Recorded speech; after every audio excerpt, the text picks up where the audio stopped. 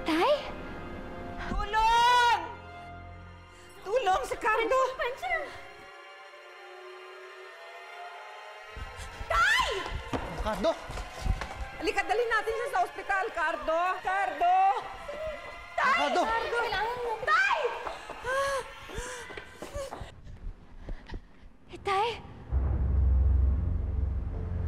Tay! Cardo! Tay! Cardo! Cardo! Cardo!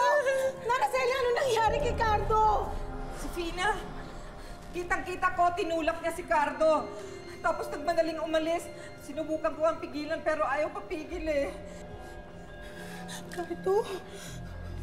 Cardo? Dali natin siya sa ospital. Cardo! Huwag ka na ambulansya na ba?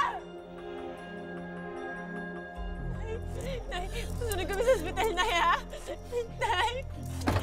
Driver ko!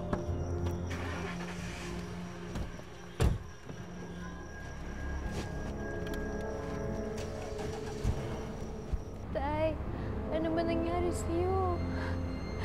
Bakit ako yung pinagbibintangan nila? Diyos ko, tulungan yung itay ko. Sara mo yung gate, bilis. Kaya ba yun? Bilisan mo!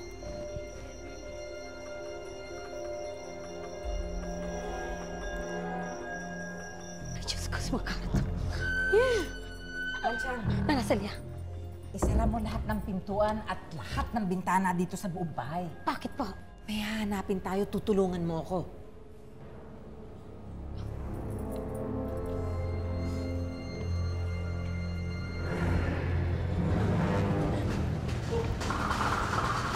Ano nangyari sa pasyente? Nahulog ho siya sa hagdan, tapos nawalan ho siya ng malay. Pasok niyo. I'm sorry, Mrs. I'm sorry. Gandito lang po kayo.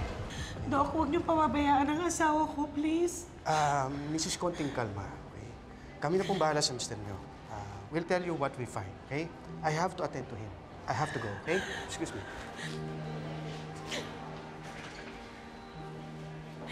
Bakit na nangyayari ulit ito kay Cardo? Si Lucille, May kinausap lang daw ho sandali pero susunod na yun dito. Alam mo, Marisa, hindi ko magagawa ni Fina kay Mang Cardo yun. Dahil kilala ko si Fina at hindi ko siya masamang tao. akala ko rin, Lyndon, kilala ko si Fina. Pero sige, paano mo ipapaliwanag yung nangyari kay Cardo? At yung pagkawala niya, nagkataon din lang? Pasensya na ako kayo. Sige, mauna na po ako. Salamat, Lyndon. Ikaw na bahala sa kanya.